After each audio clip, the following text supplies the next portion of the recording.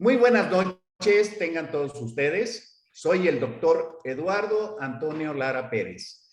A nombre de la Academia Mexicana de Pediatría y la Fraternidad Médica por la Salud, Médicos Unidos, les damos la más cordial bienvenida este viernes 6 de agosto del año 2021. Este día de videoconferencia, el tema va a ser tumor de Wilms, sospecha y diagnóstico temprano, y va a ser impartido por el doctor Roque Daniel Solórzano. El doctor Roque Daniel Solórzano es médico por la Facultad de Medicina de la Universidad Nacional de Tucumán, título de médico pediatra con residencia completa en el Hospital del Niño de Jesús de Tucumán, hemato-oncólogo infantil en el Hospital de Niños de Tucumán, Argentina, hemato-oncólogo infantil en el Hospital Pediátrico Profesor Juan P. Garrahan, certificado por la Universidad de Buenos Aires, fellow en neurooncología pediátrica del Instituto Nacional del Cáncer,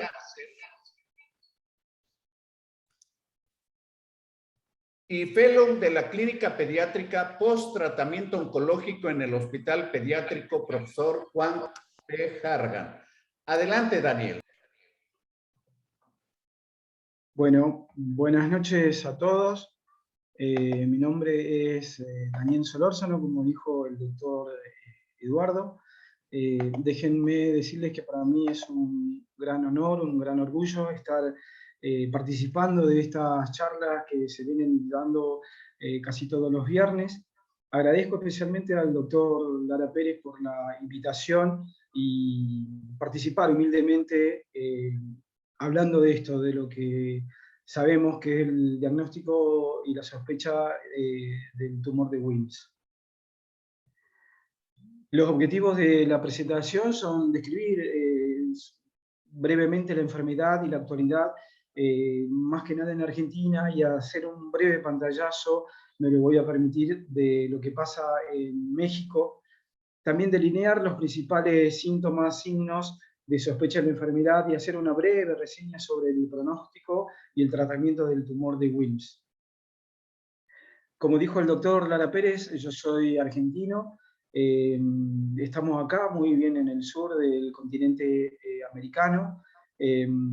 Ahí les comparto con ustedes algunas fotos de nuestro querido país, Buenos Aires.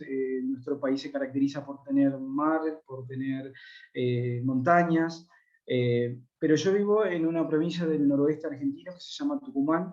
Es una provincia la más pequeña de la Argentina, pero la más densamente poblada. Tenemos aproximadamente 2 millones de habitantes. Somos la provincia donde se declaró la independencia a nivel de nuestro país. Así que...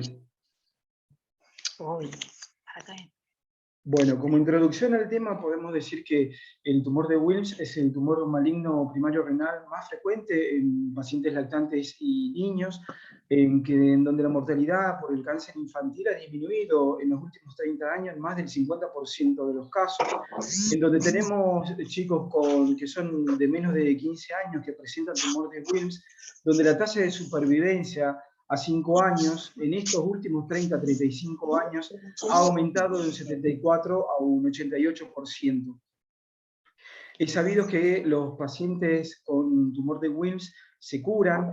Es sabido también que al curarse van a necesitar de un seguimiento muy minucioso, ya que los efectos secundarios que van a aparecer en estos pacientes van a estar relacionados más que nada no con el tumor, sino con el tratamiento que ellos se han sido instaurados para curarle su cáncer. Es así que estos chicos reciben tratamiento con cirugía, son nefrectomizados, monorrenos, en algunos casos necesitan de quimioterapia y en otros también de radioterapia. Nosotros sabemos que los cánceres de riñón infantil son muy poco frecuentes y representan menos de un 7% de todos los cánceres infantiles. La mayoría de los tumores renales son tumores de Wilms, pero hay un grupo que va de los adolescentes entre los 15 y los 19 años, donde hay otro tumor renal que los va a afectar, que son los carcinomas de las células renales. El tumor de Wilms, según la localización, puede ser unilateral, se afecta a un solo riñón, o se afecta a ambos bilateral. En cuanto a la epidemiología, sabemos que la incidencia en menores de 15 años es de 8,2 por millón de niños menores de 15 años, o un caso cada 10.000 lactantes si son los menores de un año. En Estados Unidos, cada año se diagnostican alrededor de 650 tumores de Wilms pediátricos. En cuanto al sexo, depende si el tumor es uni o bilateral, y con respecto a si afecta más al hombre o a la mujer, si es unilateral es casi parejo, con un leve predominio de la mujer. En el caso de si es bilateral, hay un predominio un poco mayor respecto de la mujer con respecto al hombre. En cuanto a la edad de presentación del tumor de Wilms, al diagnóstico, en el caso de los unilaterales, es aproximadamente a los 3 años y medio, y en el caso de los tumores bilaterales, a los 2 años y medio. Es de resaltar, en cuanto a la epidemiología y los tumores de Wilms, que aproximadamente un 10% de los pacientes que tienen tumor de Wilms van a presentar un síndrome de deformidad congénita que está relacionado con el tumor. A mí siempre que hago alguna charla me gusta hablar un poco de historia y de investigar de dónde viene el nombre de ese tumor. Y el tumor de Wilms se debe a este gran médico alemán llamado Karl Wilms, que nació en 1867 y falleció en 1918. Es un catedrático muy importante en Alemania, cirujano, especialista, patólogo y radioterapeuta, en donde en 1910 fue nombrado por una importante universidad de Alemania, de Heidelberg, como catedrático de esa importante universidad. El doctor Wilms fallece en 1918 a la edad de 50 años por difteria. Recordemos que en ese tiempo no existía la vacuna contra esta enfermedad, y este doctor fue a atender a un soldado que estaba enfermo de la enfermedad. Se contagió y a los pocos días de haberse infectado fallece. Es de ahí de que este doctor hizo varias investigaciones acerca de los tumores que afectaban al riñón, y es de ahí el nombre del tumor de Wilms. Me tomo este atrevimiento de hablar de lo que pasa en el querido país de México, y estos son datos sacados del Sistema Estadístico Epidemiológico de las Defunciones de México, en donde en México el cáncer infantil afecta entre 5.000 y 6.000 menores de 18 años por año, en donde la sobrevida estimada en México es del 56%, con una incidencia de casos de cáncer que es del 9 por 100.000 en pacientes pediátricos. El promedio anual de mortalidad es de 2.150 muertes por cáncer infantil en los últimos 10 años, en donde el cáncer infantil en México sigue siendo la principal causa de muerte por enfermedad en pacientes entre los 5 y los 14 años de edad, según las cifras publicadas en el 2013. La cifra y compartimos mucho con nuestro país, en donde hay una predominancia del tumor que son las leucemias, seguida de los linfomas, y en tercer lugar los tumores del sistema nervioso. Eso coincide con las estadísticas de nuestro país, y los tumores renales también con una baja incidencia, casi llegando a un 4%.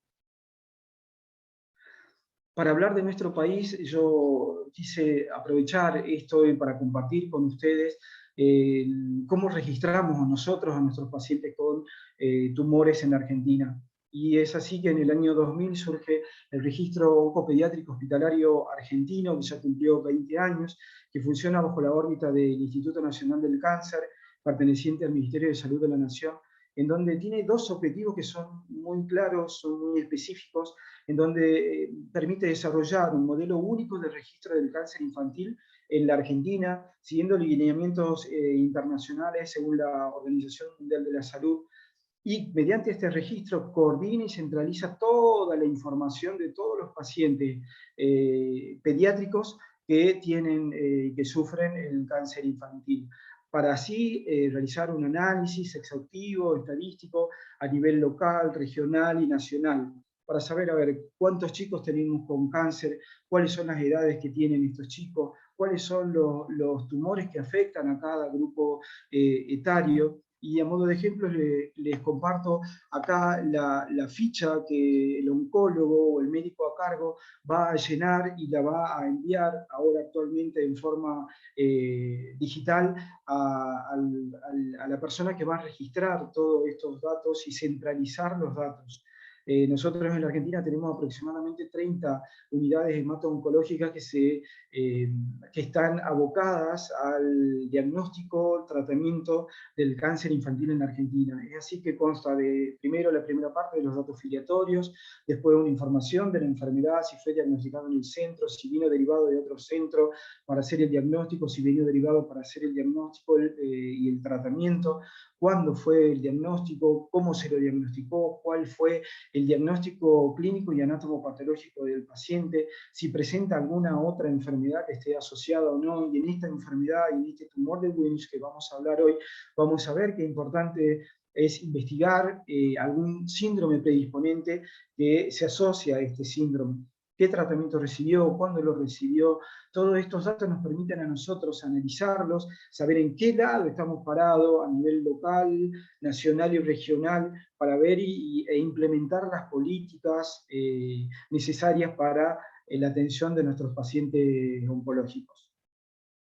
En cuanto al tumor de Wilms, en los últimos 20 años, podemos decir que se han diagnosticado, según el registro, 1.228 pacientes con un promedio anual de 61 pacientes con tumores renales, en el cual en el 90% fueron tumores de Wilms y otros tumores que representaron el 10%.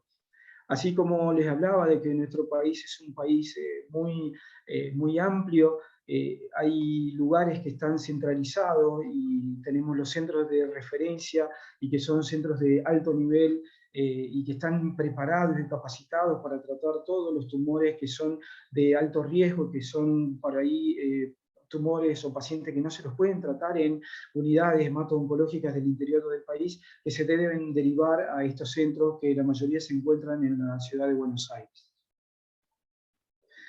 En cuanto a la sobrevida a 5 y a 10 años, según el ROA entre el 2005 y el 2014, el tumor de Wilms tuvo una sobrevida casi de un 83% a los 5 años y un 81% de sobrevida a los 10 años, a diferencia de otros tipos de tumores como los sarcomas, los carcinomas renales, en donde la sobrevida baja un poco más arriba del 50%. En cuanto a la distribución en nuestro país, según la edad de los chicos en estos últimos 20 años, podemos decir que el 78% se diagnosticó entre los 0 y los 4 años de edad, bajando a casi un 20% entre los 5 y los 9 y menos del 3% de pacientes de 10 a 14 años.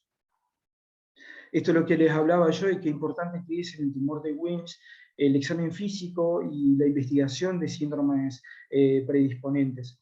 Es así que según la vía genética que se encuentre afectada y según si presentan o no sobrecrecimiento, vamos a tener los síndromes que están marcados en color amarillo, como el síndrome de Beckwith-Wiedemann, la hemihiperplasia aislada, el síndrome de Sotos, que son síndromes que se caracterizan por acompañarse con sobrecrecimiento, y los que no presentan síndrome de sobrecrecimiento, como el síndrome de Dennis-Drash, la aniridia esporádica o el síndrome de Wagner, como vamos a ver cuando lo describamos posteriormente.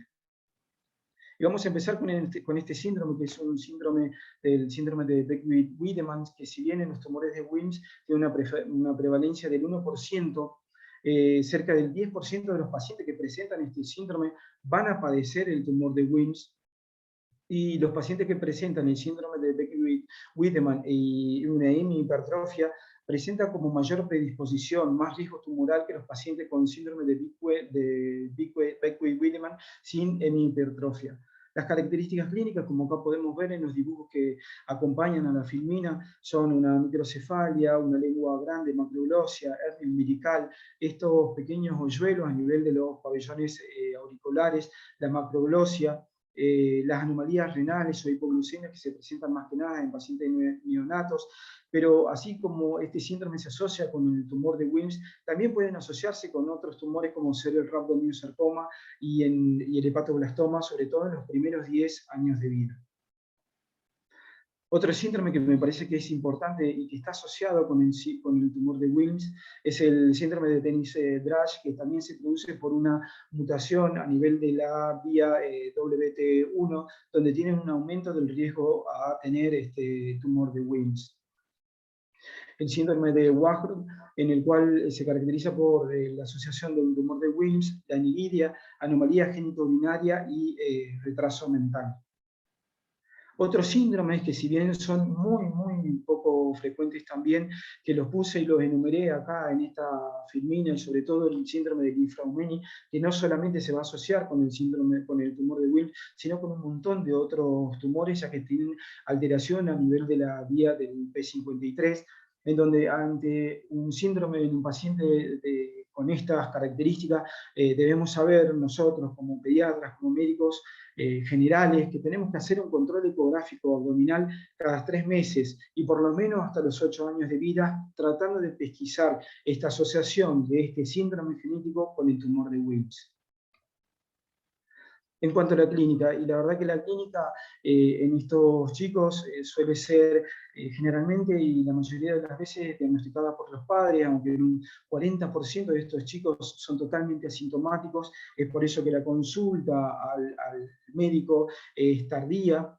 Se caracterizan por la presencia de una masa o un dolor abdominal. Esta masa abdominal generalmente es descubierta por los tutores, por el cuidador, que al bañarlo al niño, al pequeño, al tocarle la pancita, notan una tumoración y eso es lo que le llama la atención. También se suelen acompañar de otros síntomas constitucionales, como ser fiebre, pueden tener hipertensión por alteración del sistema renina, angiotensina, aldosterona, pueden acompañarse también de anorexia, de pérdida de peso, en muy baja proporción, y es que por eso es muy importante pedir y hacer y buscar la enfermedad de von Willebrand, que la mayoría no lo tiene, pero debemos sospecharla, y a la palpación se palpa como una masa dura, lisa, que tiene movimientos respiratorios, y que esta es una de las características que lo va a diferenciar de otro tumor abdominal que también afecta casi a los pequeños de esta misma edad, que es que no cruza la línea media. En cuanto al diagnóstico del tumor de Wilms, la verdad que uno como médico pediatra general tiene que priorizar, hacer un examen físico completo y buscar los antecedentes. Estos pacientes son pacientes que los debemos poner en la camilla y desnudarlos de forma completa, revisarlos desde todos los ángulos, porque por ahí las hemihipertrofias que pueden llegar a acompañar y que pueden darnos una idea de que esto puede estar asociado a un tumor de Wilms, por ahí son imperceptibles y hasta los mismos padres, hasta cuando uno los encuentra, nunca se dieron cuenta. Debemos necesitar, aparte del examen físico completo y de los antecedentes, encontrar una masa a nivel abdominal, inmediatamente pedir un examen de laboratorio completo, con un hemograma, con plaquetas, hacer un pedido de examen de la función hepática, la función renal, análisis de orina, sobre todo para buscar alguna otra alteración que se asocie con el tumor de Wilms. Perdón. Y en el caso del diagnóstico por imágenes, yo creo que es muy importante, y sobre todo para el pediatra general, el pediatra que va a diagnosticar y que va a tocar por primera vez un abdomen y que va a tocar una masa abdominal. Empezar por algo que por ahí en los centros de primer nivel son lo que tienen a mano, que es una radiografía abdominal, en donde sí ya nos va a dar un pantallazo de que hay algo a nivel de donde uno palpaba que nos hace ruido, nos hace sospechar de que esto es un tumor de origen renal. Otro método de diagnóstico que es muy importante y que también sigue en orden de prioridades es la ecografía abdominal. Sabemos que la ecografía abdominal es operador dependiente, necesitamos de una persona que esté avisada y que sepa investigar un abdomen, porque la primera ecografía es fundamental y es la que nos va a también dar muchísima información en cuanto a la forma, el tamaño, la localización, de medirlo bien al tumor, informarnos si este tumor está roto o no, si se acompaña este tumor de líquido a nivel intraabdominal, que sean de emergencia y que debamos sí o sí derivarlo a un centro de mayor complejidad donde estén un equipo, una unidad hemato-oncológica que pueda tratarlo a este pequeño. El otro método de diagnóstico que sí, esto ya depende de un centro más especializado, es la tomografía abdominal. La tomografía abdominal debe hacerse con contraste.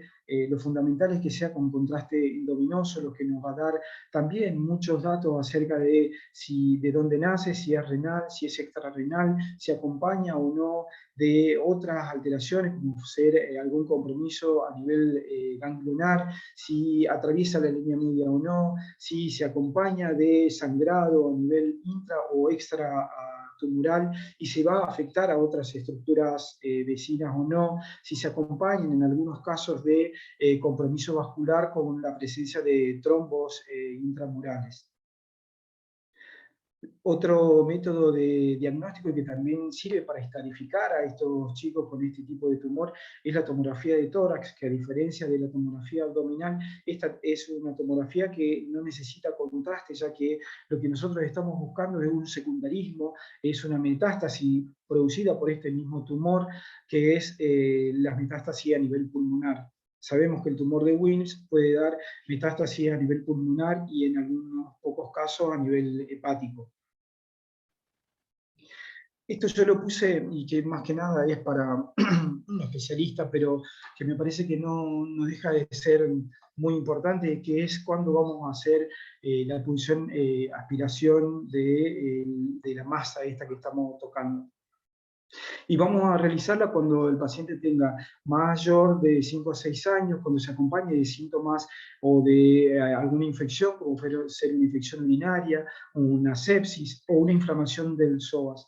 Cuando presente hallazgos que sean inusuales a nivel de las imágenes, cuando presente calcificaciones, adenopatías, un parénquima renal que no lo podamos ver, o cuando el proceso sea casi totalmente extrarrenal y que esté el riñón comprimiéndose por esta masa que viene de afuera del riñón. Cuando no vamos a realizar esta biopsia con aguja fina, y que es de destacar que estos procedimientos se deben hacer en centros totalmente especializados por cirujanos que sean idóneos en el tema, porque son chicos que si hacemos una biopsia, por ejemplo, en un paciente que tiene un tumor que es muy quístico, sin un componente sólido, este tumor de Wilms puede derramarse y el estadio, que podría haber sido un estadio bajo, lo pasamos a un estadio más elevado y que la estrategia terapéutica va a cambiar totalmente con el uso de la radioterapia. En cuanto al diagnóstico diferencial, lo hacemos tanto por la clínica, por imágenes, por edad. Lo primero que tenemos que pensar es que esto es o un tumor de Wilms ante un paciente de 3, 4 años con una masa abdominal, o es un neuroblastoma. Entonces, por imágenes uno puede decir, bueno, esta masa abdominal nace del riñón o no nace del riñón. Nace del riñón, es un tumor de Wilms. Desplaza o no desplaza estructuras vecinas, cruza o no cruza la línea media, si este tumor se tiende a ir hacia el canal neural o no, si presenta o no calcificaciones y cómo son los márgenes.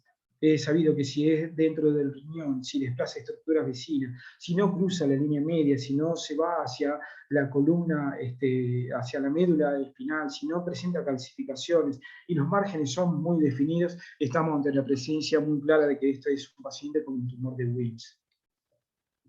En cuanto a la estadificación, se estadifica en cinco estadios, que la verdad es que para un pediatra general esto no es muy importante, pero lo quise poner para que sepamos cómo es el diagnóstico y cómo lo estadificamos, lo estadifica un oncólogo a ese paciente, que lo ha visto el pediatra o el médico general en el centro de atención primaria. Un estadio 1 cuando está solo limitado al riñón y se lo sacó en forma completa, sin ruptura del tumor ni del riñón.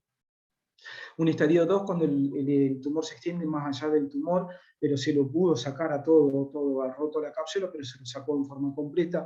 Un estudiado 3, cuando el tumor es residual y está confinado al abdomen, o con un tumor que se rompió dentro del quirófano y cuando se estaba haciendo la cirugía, cuando tiene metástasis a nivel pulmonar, por ejemplo, y el estadio 5 cuando hay un riñón con un tumor de Wilms bilateral al diagnóstico. Voy a hablar brevemente del tratamiento y sabemos que hay dos estrategias para tratar a estos chicos. Una es una estrategia europea, que es el protocolo de SIOP, y hay una estrategia norteamericana. La diferencia sustancial que hay entre estas dos escuelas es cuándo hacemos la cirugía.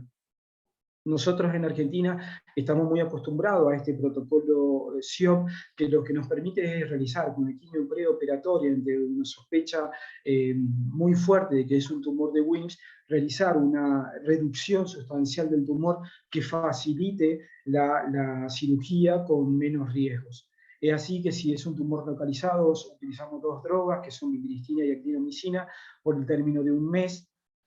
En cambio, si es un tumor metastásico, se asocian tres drogas, vincristina, actinomicina y doxorubicina, pero este periodo de infusión ya dura 6 semanas. Siempre debemos tener en claro las mediciones del volumen tumoral antes de iniciar el tratamiento y después de concluido las 4 o 6 semanas según sea localizado o metastásico. A modo de ejemplo, y para que ustedes vean cómo se va organizando por semanas, son quimios semanales y la hacemos los lunes, la hacemos por 4 lunes seguidos y va en forma alternada. Y las dosis van a variar según el peso. Si el paciente tiene menos de 12 kilos, las dosis deben ser reducidas.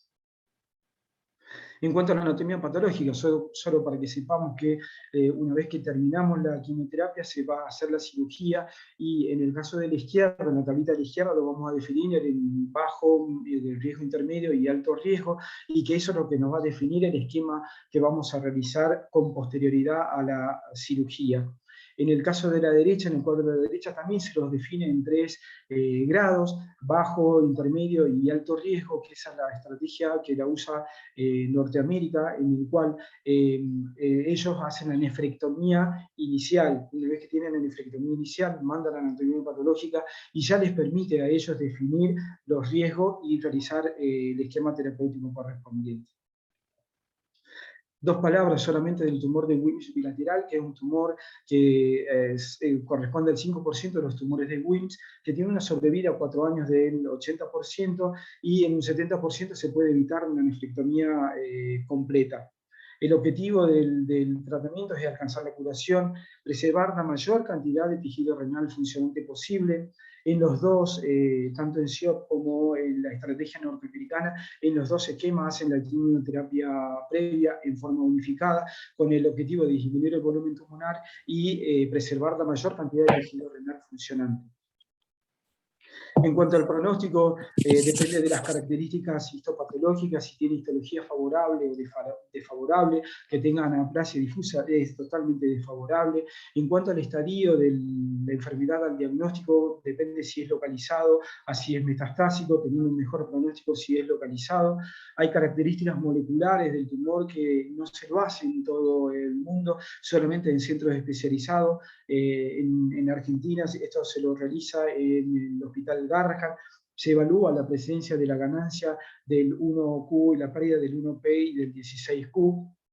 Y en cuanto a la edad más avanzada se relaciona con un pronóstico malo, porque tienen porcentajes más altos de tumores anaplásicos difusos, sobre todo en adolescentes y adultos jóvenes. Ya para terminar, en forma muy sintética, quiero describirles un caso clínico de un paciente que es tratado en nuestro centro. Yo estoy en la provincia de Tucumán, mi hospital se llama Hospital del Niño Jesús.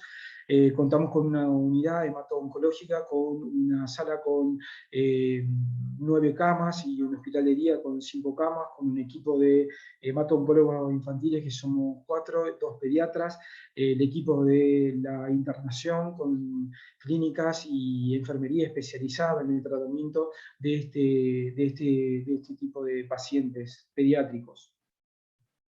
Esta es una nena de 3 años que consulta pues, sin síndromes asociados, que estén al diagnóstico, que estén claros, que presenta una tumoración a nivel abdominal, a nivel del hipocondrio y del flanco izquierdo, que presenta una evolución de 15 días, en el cual, haciéndole el interrogatorio, la anamnesis al papá, refería que tenía anorexia y palidez. La paciente ingresa por guardia y se decide su internación para iniciar los estudios de estadificación. Es así que se pide un laboratorio a su ingreso, donde se denota una anemia, donde llamaba la atención los glóbulos blancos un poco elevados, con un eritro y una PCR también elevada, con función renal y hepática dentro de los parámetros normales, un coagulograma normal, y llamaba la atención la láctico-deshidrogenasa elevada. Ante esto, la paciente se interna y se realizan los estudios por imágenes, entre ellos la ecografía abdominal, en la cual, al ser una gran masa abdominal, la ecografía no nos podía brindar demasiados datos, solamente decirnos que era un tumor de aparente origen renal, en donde no impresionaba sangrado ni intra ni extra tumoral. Se le pide una tomografía abdominal, en la cual ahí podemos ver cómo se compromete el riñón izquierdo, este tumor, sacándole el volumen tumoral. Tenía un volumen tumoral de aproximadamente 1.500 centímetros cúbicos. Otras imágenes de la misma paciente con el tumor. Fíjense el gran volumen tumoral que tenía, que comprimía y no sabíamos muy bien en el inicio si esto era extra o intrarrenal, y después de múltiples ateneos con los equipos multidisciplinarios de nuestro hospital, se definió que esto evidentemente era un tumor de Wilms. Se lo asume como un tumor abdominal de origen renal, probable tumor de Wilms localizado, por lo que, como les había dicho previamente, empieza el esquema de tratamiento según el protocolo SIOP, con las 4 semanas preoperatorias y posterior cirugía. Evidentemente se informa como un nefroblastoma con cambios regresivos, con necrosis y cambios regresivos mayores al 66%, por lo tanto se lo diagnostica como un tumor de Wilms de riesgo intermedio, estadio local 2. Es así que este paciente empieza este esquema de quimioterapia, el cual lo está cumpliendo actualmente, con una toxicidad hematológica de moderada, con altos requerimientos transfusionales, pero sin infecciones ni sepsis asociadas. Para concluir, y primero agradecerles a todos por la atención, creo que ante un paciente de la edad pediátrica menor de 4 o 5 años que presenta una masa abdominal, es muy importante sospechar que esto puede llegar a ser un tumor de Wilms, que para el tratamiento y el diagnóstico de estos pacientes con estas masas abdominales es importantísimo contar con un equipo multidisciplinario muy comprometido en realizar de la mejor manera posible el diagnóstico y el tratamiento de estos pacientes, que es muy importante que si estas cosas no se cumplen, es muy importante derivarlos a centros especializados que tengan un mayor flujo de pacientes y que estén totalmente acostumbrados a tratar este tipo de pacientes y con esta patología, en donde la derivación precoz a centros especializados de un tercer o cuarto nivel es muy, pero muy importante.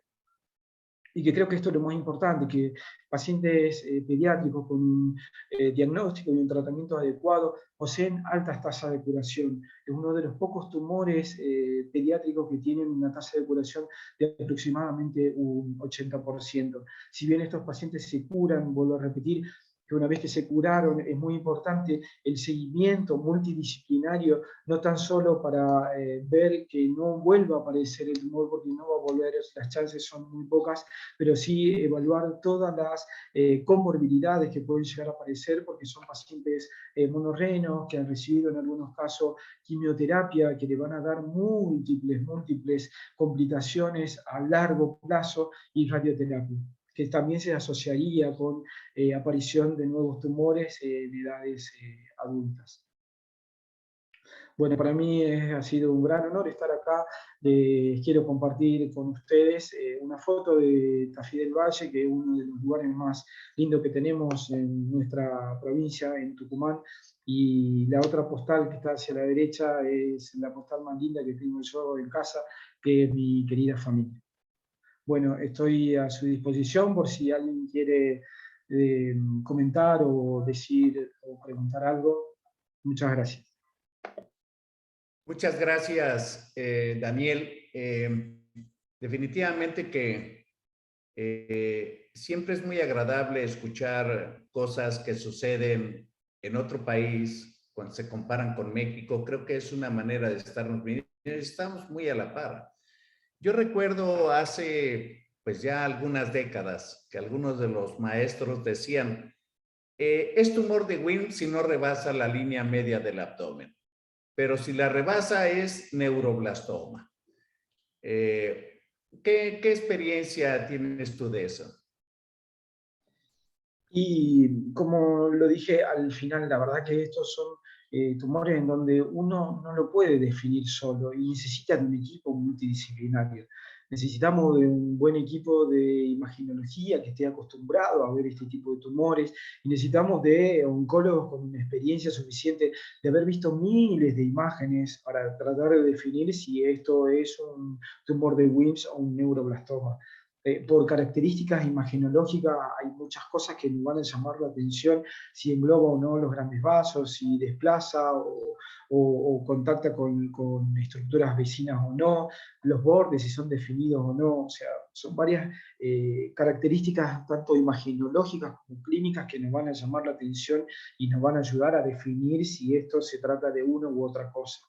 Pero creo que es fundamental saber que estos chicos necesitan de esto, de un equipo, de juntarnos todos los médicos, debatir, pelearnos, y porque en medio está un paciente que es un paciente pediátrico y que necesita de un diagnóstico y un tratamiento oportuno y que sea de lo mejor.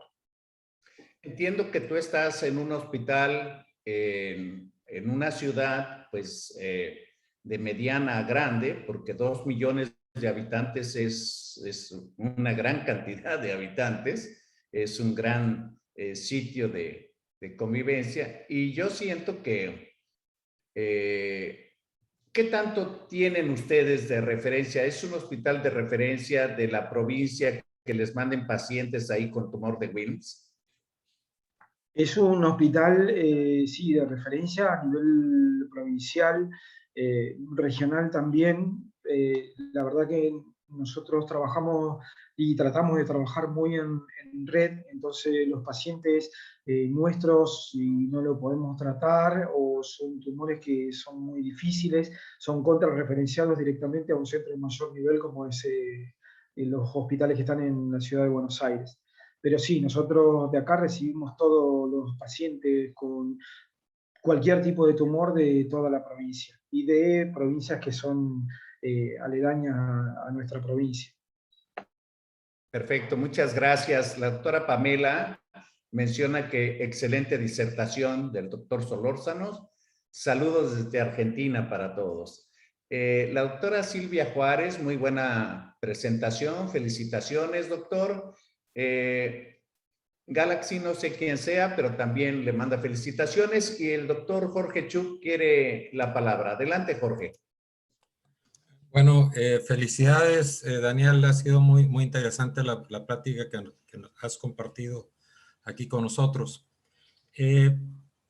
Hablando de pediatría de primer contacto, me ha tocado, bueno, yo tengo ya más de 40 años ejerciendo la pediatría y me he encontrado en 2 ocasiones niños que han llegado o en un estudio más bien de un examen general de orina con una hematuria leve.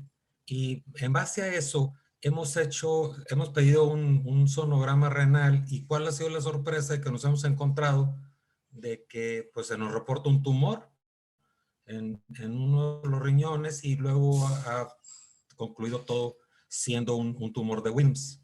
¿Qué experiencia han tenido ustedes en esto? Estoy hablando nada más de un solo examen, que es un examen general de orina, en donde se ha reportado una leve, ni siquiera así de mayores características, sino una leve hematuria. ¿Qué experiencia han tenido ustedes en relación a esto? La verdad que los pacientes que tienen tumor de Wilms, si bien por ahí creo que me olvidé, en el caso clínico pueden debutar también con hematuria y macrohematuria. La verdad que la presencia de microhematuria o macrohematuria se da en menos del 20% de los pacientes. Por eso es muy importante la solicitud ante la presencia de una masa abdominal de todo un análisis de orina completo para diagnosticar y ver si el chico se asocia o no con la microhematuria. La asociación de la microhematuria con la masa abdominal, y bueno, ya nos está hablando de que esto evidentemente tiene un origen renal. Sí, aquí la situación de estos dos casos, se me pasó a mencionar, es que realmente a la exploración no se palpaba tumor, ¿verdad? O sea, fue nada más así un hallazgo y vámonos, mano, que la sorpresa es de que sale con un tumor, ¿verdad? Y ahí, híjole, ahí fue donde, bueno, obvio lo referimos a oncología pediátrica y ahí fue donde al final de cuentas ya se determinó que se trataba de un tumor de Wilms, ¿verdad?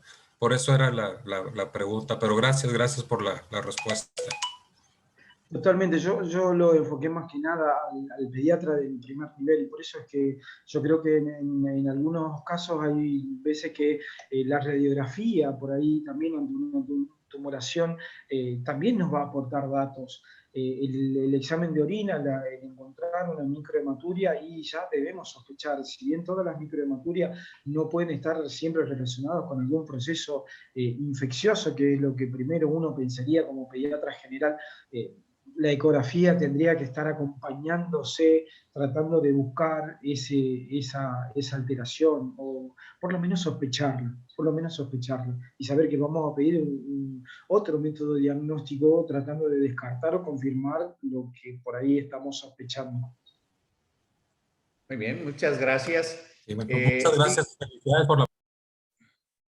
Siguen las felicitaciones. El doctor Aldo Cuenca dice, excelente presentación. Marcela, la doctora Marcela, excelente colega, doctor Solórzano, muy comprometido con los pacientes. Eugenia, de Argentina, excelente disertación, Daniel Solórzano.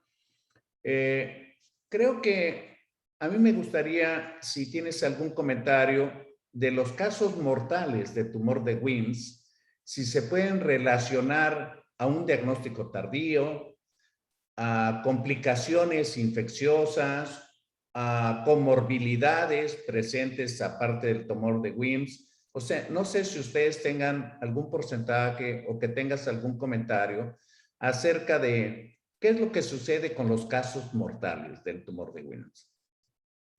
Si bien la mortalidad por el tumor de Wilms es baja, los casos en los cuales estos chicos van a tener un mal desenlace son pequeños, que le estamos haciendo quimioterapia. Estas quimioterapias le afectan casi todo su economía, y cursan con periodos de neutropenia que se van a asociar con muchas infecciones, y estos chicos van a fallecer más que nada por eso.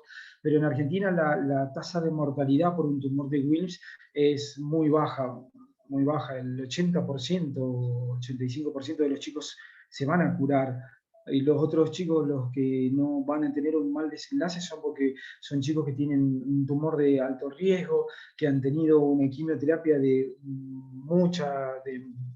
una intensidad mucho más intensa, valga la redundancia, más que nada por eso. Y yo creo que también tiene que ver, pero casi con todos los tumores de los chicos, el diagnóstico tardío, el tratamiento también en forma tardía, el no ser tratado en centros que sean especializados en el diagnóstico y el tratamiento de este tipo de tumores. Tienen todo y van todos de la mano para que estos chicos por ahí no tengan que fallecer. Pues muy bien. Creo que me gustaría que mandaras un mensaje a la gente que va a ver este video ya diferido en nuestro canal de YouTube, que va a estar abierto de manera pública, ¿qué te gustaría mandarle de mensaje? Bueno, no, primero agradecerle al doctor Lara Pérez por la invitación. Yo creo que el mensaje más claro que tiene que haber es que uno como médico, primero general, es el compromiso con nuestros pacientes. Siempre tratar de ponernos en el lugar del otro, porque si no nos ponemos en el lugar del otro, nunca vamos a poder mejorar. El compromiso creo que es lo principal, el dudar también, el saber que hay cosas que no, si nos cierran, preguntar, estudiar, no quedarnos con que lo que se dice o hace es la verdad absoluta. Dudar, dudar, dudar, porque eso nos va a permitir ser mejores, y si somos mejores vamos a tener menos cáncer y más chicos curados.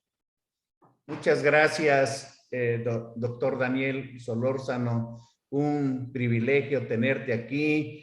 Un abrazo fraterno a todos nuestros hermanos argentinos, país que queremos mucho acá en México, que tenemos muchas relaciones de todo tipo.